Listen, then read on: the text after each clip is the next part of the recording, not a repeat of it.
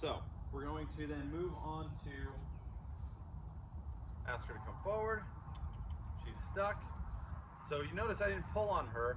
I put contact, she released her own pressure. So when we want to teach horses how to stand tied to a trailer or stand on a tie blocker or in cross ties, is that if we want them to get so light to this, because if they're not light to this, then that's going to have an issue under saddle and then being pulley on the reins. We don't want that. So now I'm going to get my flag out here.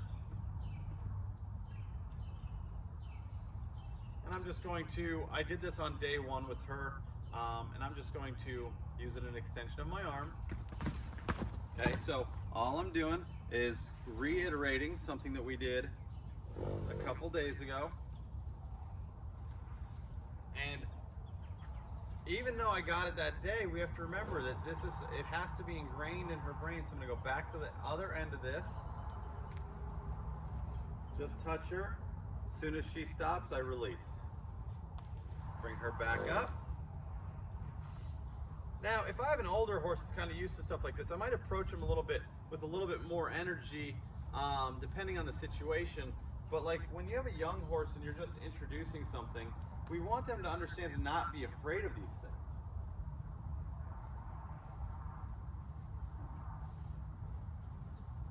And my goal isn't to have a big show and have her explode and do these things. I want to build her confidence the right way. So yeah, I could wave the heck out of this thing and it'd be a great show of her jumping all around and doing all types of crazy things, but that's not good for her brain. People might like to watch it, but to me, it's more important that I build her up successfully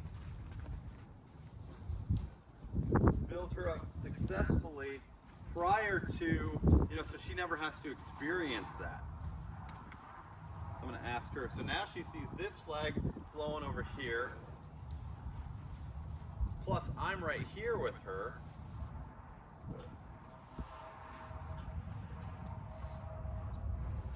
Remember, horses only learn when they're just just starting to get into that sympathetic.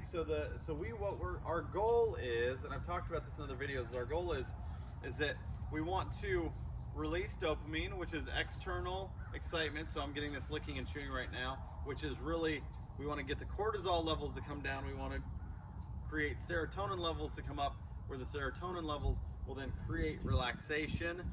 The cortisol levels drop, and we release dopamine, which means it's the perfect situation that we have a horse that is excited about learning, relaxed, and not worried.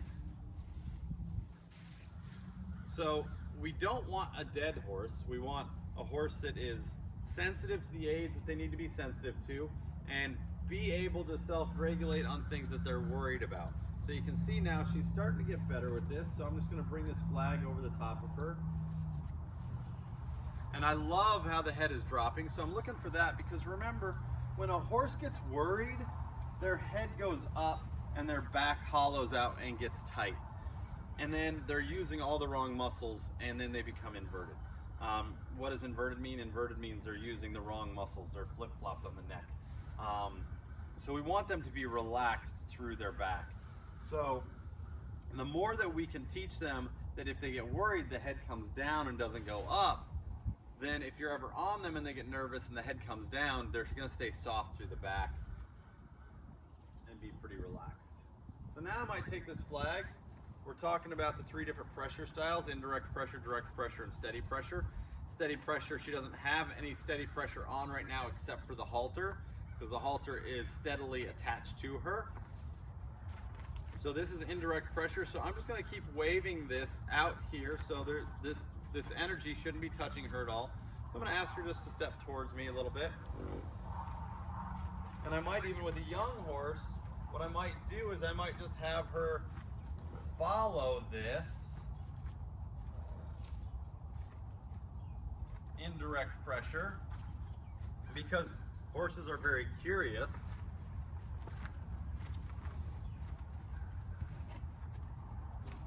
I might ever just follow this around.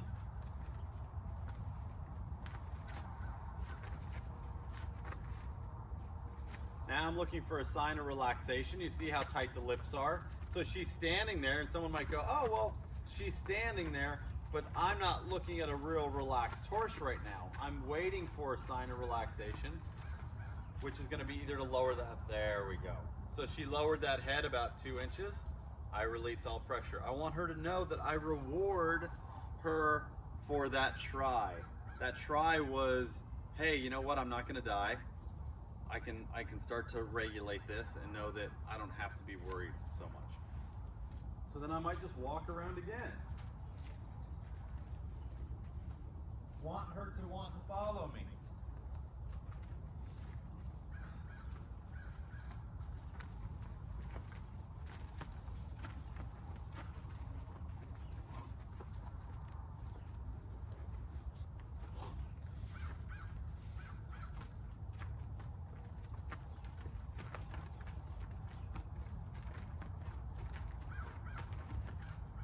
Good, head comes down. Want her to take a nice breath. Remember when we do this as well that they can hear our heartbeat from about 6 feet away. So now we're getting this licking and chewing. So that licking and chewing is the relaxation after what she just experienced. So just as we do things in life where we have a big test that we're doing, we're nervous about something, we get through it, all of a sudden it's not right away, we take a big breath, we yawn, we do things that our body's expressing, releasing the cortisol levels and increasing the serotonin. That's what makes us feel better inside. That's what makes them feel better inside. So there's no difference in how we act with the chemicals in our body to make us feel good inside. But you can see her demeanor is starting to change for relaxation. So when I'm looking to start a young horse, is that I want them to understand how to use their body completely from, and now you look at the head right now. I love this, right? So my goal is that if I do this, that the head doesn't pop right back up. But the good thing is, you noticed it didn't come up as high there. So now when I go to walk off, notice that she just started to follow me a lot easier that time.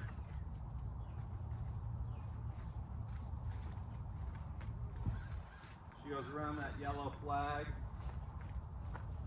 Ask her to come back over here. So there's a lot she's taken in. Remember that they are prey animals, so their job, we never want to take away the ability of the animal to be aware. That's why they've survived so long. We want to allow them the opportunity to look at things but not get worried about things. So that head came down about 1 inch. I'm going to stop again. So timing and release of pressure is everything when you're working with your horse. So if you have a young horse or even have an older horse that you feel is kind of uppity and has a lot of energy, we want to go into helping them find relaxation. It's not about desensitizing your horse, in my opinion. It's about, we want our horses to be sensitive to the aids that we ask. I have a couple horses here right now that are super sensitive, can't be clipped, can't be touched, can't be groomed, want to kick you, bite you, everything else, but you get on them and they are dead to the leg. They don't know, so they're sensitive to the areas that they shouldn't be sensitive to, and they're desensitized to the things that they should be sensitive to. So now you see, now she comes up to me, but you see there's a line of more respect here and boundaries that I did kindly and said, hey, thank you, okay, that's cool. So she approached me and put her head down, so I want to reward her for that. Now I'll pick up this flag again. I don't want her to ever be worried. Remember, when we use a flag, and I'm going to just reiterate this, is that when we use a flag, it's got multiple uses, right? So this is just an extension of my arm. So I'm going to stand here now, and I'm going to give her about probably another 30 seconds to see if she relaxes into the flag and where it's at. If not, I will ask her feet to move a little bit to redirect her thought process. So now she's looking up, she's looking around. I like round pens when we start these young horses, because I like the slatted ones like what we built here, because they can still see out, but they're kind of in an area, so they've got to trust a little bit. So she's going to walk off.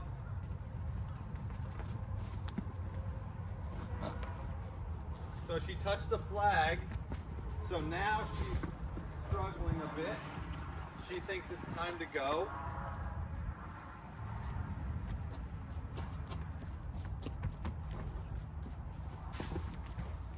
I might change direction with her.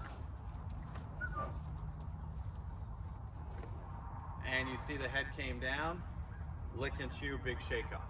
So as we go through this, we want to allow them to explore. We want to allow them to, they're going to go through these things at the beginning, and we want to do it in a controlled environment when we're not on their back. So if, God forbid, they go by something and it touches and something happens, that they don't want to do that and just take off. But what we had to do is just allow her to have that for a second, and then change direction. As soon as we changed direction, it changed the thought process, changed the brain, and she relaxed into it, took a breath, and released.